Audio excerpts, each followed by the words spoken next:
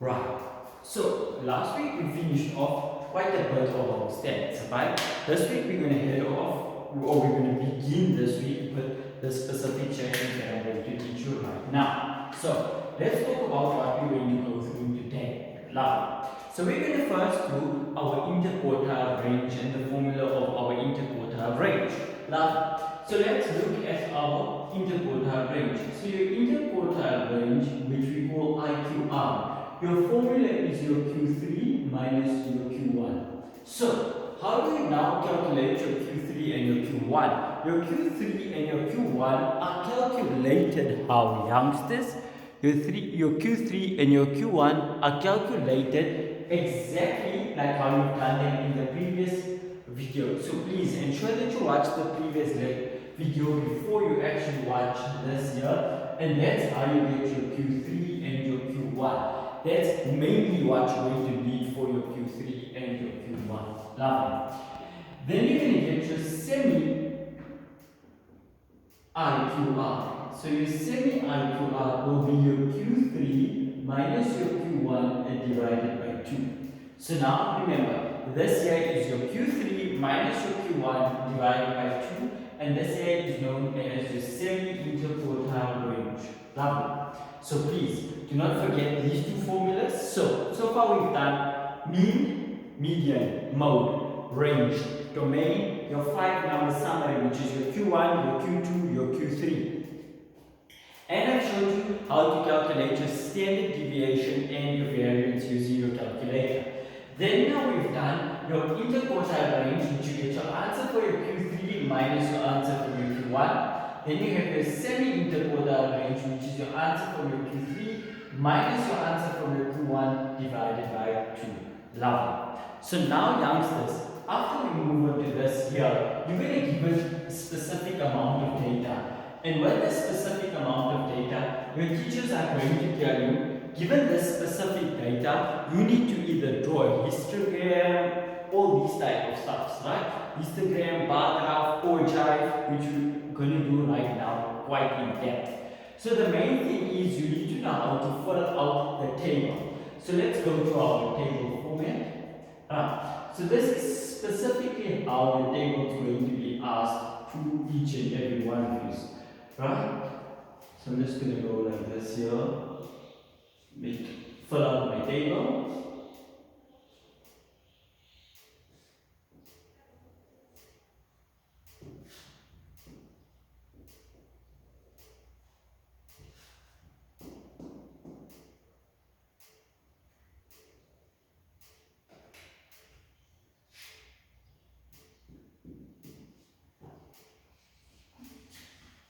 Right.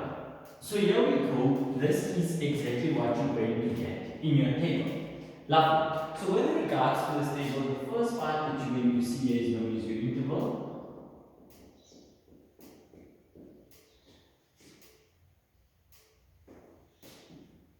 Then you're going to have your frequency. Right? Then you get some of them. Okay, so let's maybe extend this table a bit there, right?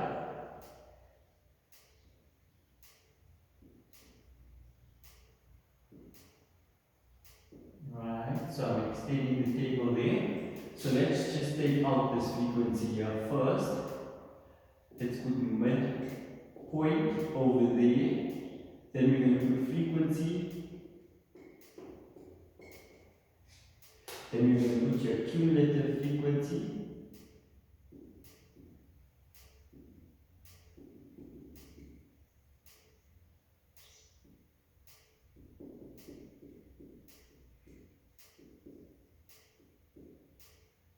Right, and then we'll see what we need. Maybe that last column for totals or something. Right. Then here you can have your count. Right. So your counts. Okay. So now with regards to your intervals, you need to always look at them, right? So let's just say I give you intervals like this here, for example, right? 0, x. 0, x will be between, let's just say, 10, x, x, x, x. So 10, 20, 30, 40, 50, So that's going to be 50 degrees. 50, right? Then this here will be 0, 10, 20, 30, 40. Now what you have to do is you have to go to that specific range of data and you have to count from that data, okay, how many do I have between 0 and 10? Now remember, with regards to this here, it's not including 10, right? So 10 will be counted as the next number. So I'll show you exactly what I mean by that right now. So let's just say I give you a whole lot of data here in this specific corner over here. So let me erase this part here. I don't think we're going to need it. If we do, we'll just add in a column. We will leave some space for it. So don't really worry about it. So this is your table. You need your counts, your midpoint, your frequency, and your cumulative frequency. Right. So the main type of thing that we're going to talk about with regards to this here is say I give you a whole lot of data like this here. I tell you 1, 2, 3, 5, 8, 11, 9, 12, 15, 21, 22.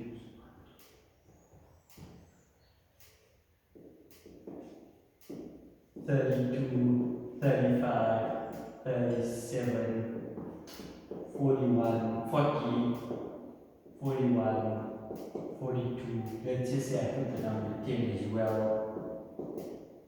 44 and 49. Now, so say I've given you all of this specific data. I tell you, using this data, fill out your table in the following. So you need to fill out this table, you probably get about 2 or 3 marks for it. Now, with regards to this here, as you can see, it's between 0 and 10. So anything between 0 up until the point of 9 will be included in the first one. Then in the second one, from the number 10 to the number 19 will be included in the second one. Can you see, if I have the number 10, do I include this number 10 in my first one? No. It's from 0 all the way up until 9. So let's see how many numbers we have from 0 all the way up until 9. So, but remember, it might say 10 here, but do we take it to 10? No, we only take it up until 9. Lovely. So we're going to have 1, 2, 3, 4, 5, 6. Lovely. So how do we do the counts? It's 1, 2, 3, 4. Then the fifth one goes across, and then you're left with the sixth one. So you see how you do your counts. It's 1, 2, 3, 4. Cross it out by making number 5, and then the sixth one starts a new one.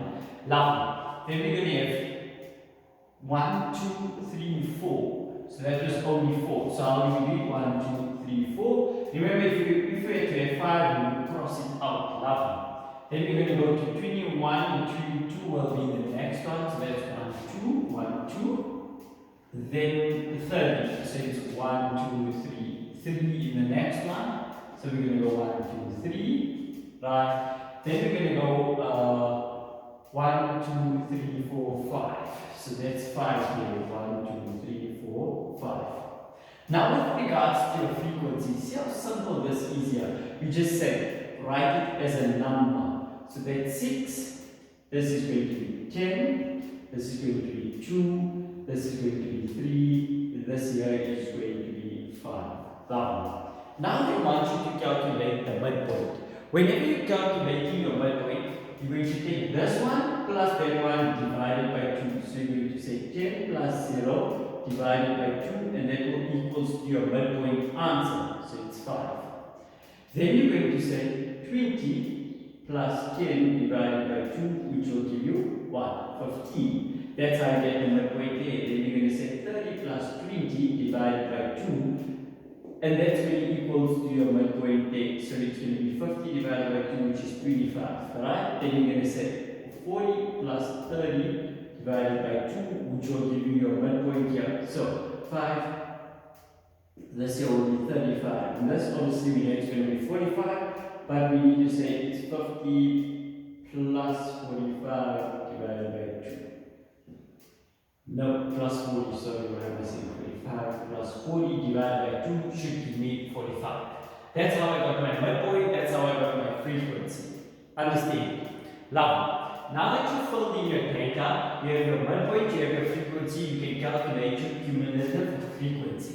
So how do you calculate your cumulative frequency? It will be 6 in the first one. Then it will be 6 plus 10. So can you see it will be that one plus that one to give you 16. Then it's going to be 16 plus 2 to give you 1, 18. Then it's going to be 18 plus 3. So can you see you move in a die, you move as crisscross. So you go 6. First one will be 6. 6 plus 10 to give you 16. 10 plus 2 to give you 18. 18 plus 3, 18, 19, 20, 21. 21 plus 5 is equals to 26. 21 plus 5 to give you 26. So can you see, now you fill out your table, you understand that your table is done like this here. Love. Now what I want to do here is I want to erase this specific part here. Another column that, so now we've got our data, we filled our data out, we filled out everything here. Understand? Another column that you can go ahead and add in here, right? So another column that you can add in here with regards to this here is known as what, youngsters? So if you've given this here, alright, we now can go and get a midpoint multiplied by frequency. Can you see it's your midpoint multiplied by your frequency? So how do you calculate this? You take your frequency of 6 multiplied by 5. So 6 multiplied by 5, 5, 10, 15, 20, 25, 30. Love. Then you can say 10 multiplied by 15, which is now 150. Midpoint multiplied by 30. 10 multiplied by 15. Then you're going to say 2 multiplied by 25, which can give us 50. 2 multiplied by 25. See, I'm just multiplying my midpoint multiplied by frequency. 35 multiplied by 3. So 35 multiplied by 370, it will be 105. Lovely. So you're going to have 105 there, right? 35 multiplied by 3. And then 5 multiplied by 45, it's 99, 18, 180, 20, 225. It will be 225. Lovely. Can you see? That will be your midpoint times your frequency. Understand, youngsters? So it's going to be 45 multiplied by 5. That's another one that you get for here. Right. Now the next thing that they can ask you to do here is they can ask you to calculate your mean, your modal cost, your range, your domain, not domain, sorry, but your range. So let's just have a look at what could our mean be here. So your mean is going to equals to your midpoint multiplied by your frequency. So the total of this here. So you see the total of this here. So you're going to get your calculators, add up all of this here, right? So you're going to say the total, this is how you calculate it. The total of your midpoint multiplied by your frequency divided by what, youngsters? The amount of people. So the total items. Or the amount of items. Let's just put amount of items. Love it. So you're going to go the amount of items.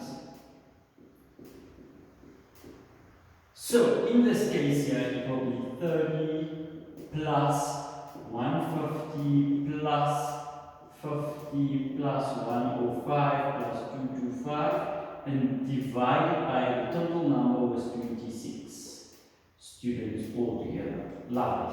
Then you'll obviously get your answer. Understand that there. Not something so difficult, not something so easy. Perfect. Then you can get your median or your modal class, right? So the modal class is basically which what, youngsters? Where does most of the numbers occur? So which one is the highest that it occurs here? Oh, why can't I put 10 as my frequency? Oh no. It's 4 only, right? So 4 multiplied by 15. So it means all of this is going to change now. Right. I'm so sorry guys, I made a silly mistake there. I don't know why I was thinking it was 10. Right, so let me just fix up where my mistake is. Right, so anyway, 4 multiplied by 15 will be 1530. 1530, so it's going to be 60. then it's going to be 6.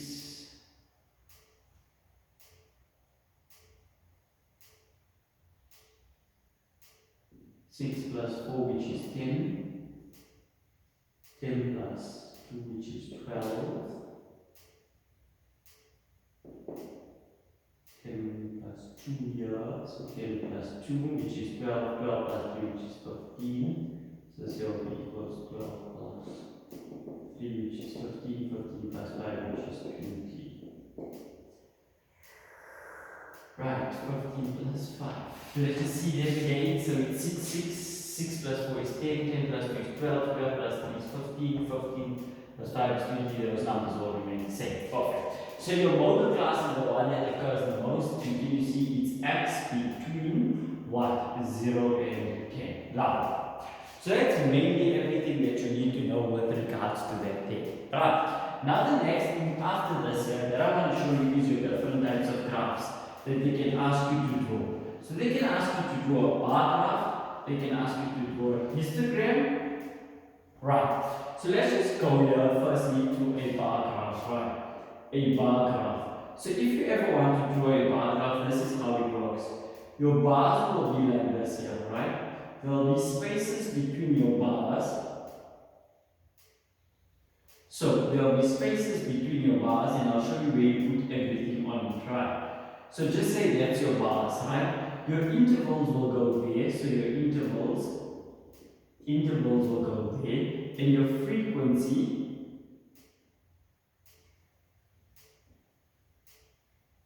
will go there. So let's just see for the first one. My interval is between 0 and 10. I do that. Can you see? And then my frequency for that one there is 6. My second one is between 10 and 20, so I put 10, 20, right? And my interval is at, my frequency is at 4. That's how a bar graph looks, a histogram. So please guys, just practice this on your own at home. It's quite important for you youngsters.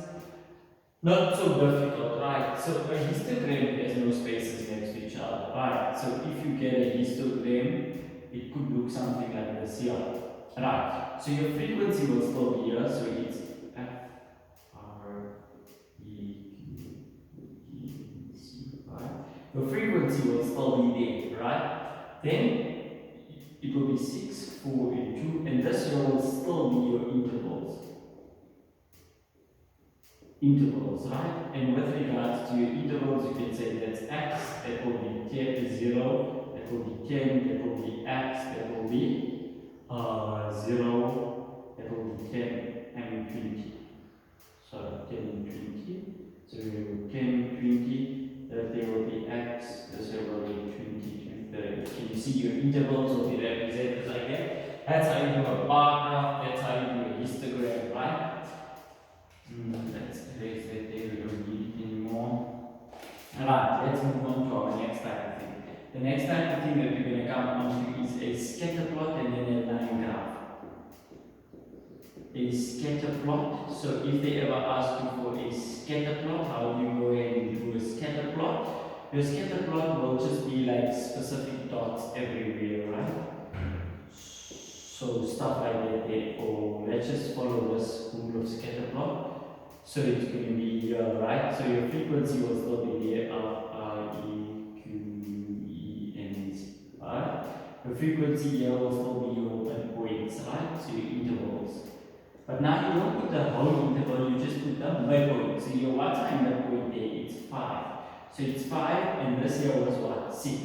Then the next one was say 15, so 15 and say 4 is something there. Can you see that's how you do a scatter plot? Quite simple, quite easy, and you do it for all the numbers, right? You put your midpoint, so rather let's not say interval because it will confuse you youngsters. You say you put your what? Your midpoint over here, right? So your midpoint over there. Lovely.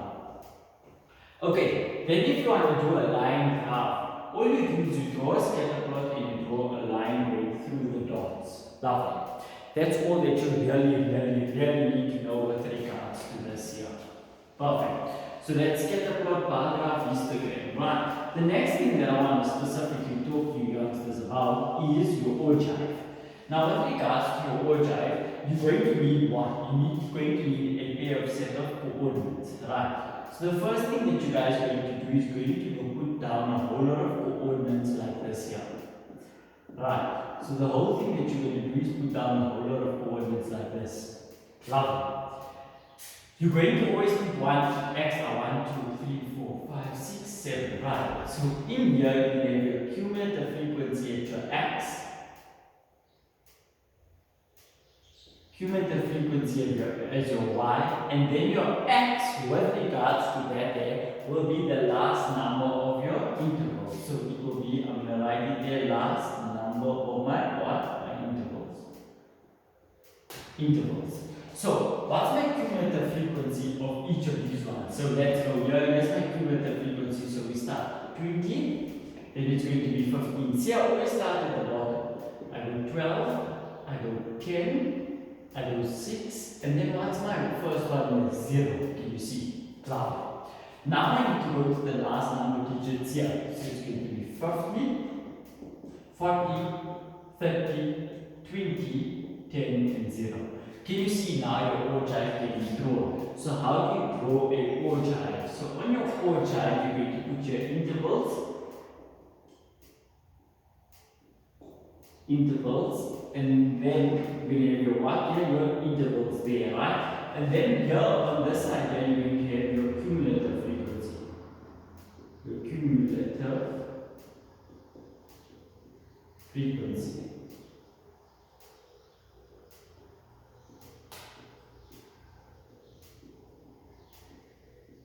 Your cumulative frequency.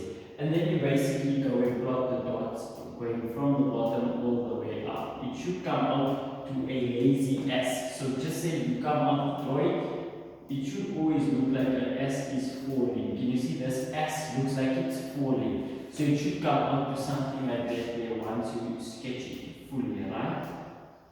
But please guys, this is what you need to know with regards to this here. And what points are you going to plug on here? You're going to plug these points here.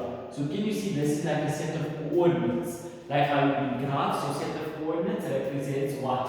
A x part and a y part. That's your x parts and that's your y parts.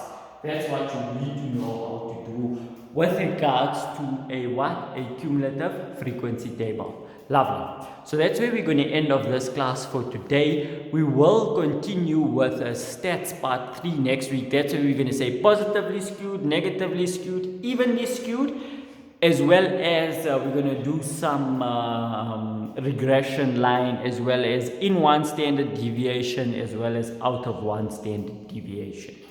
Perfect.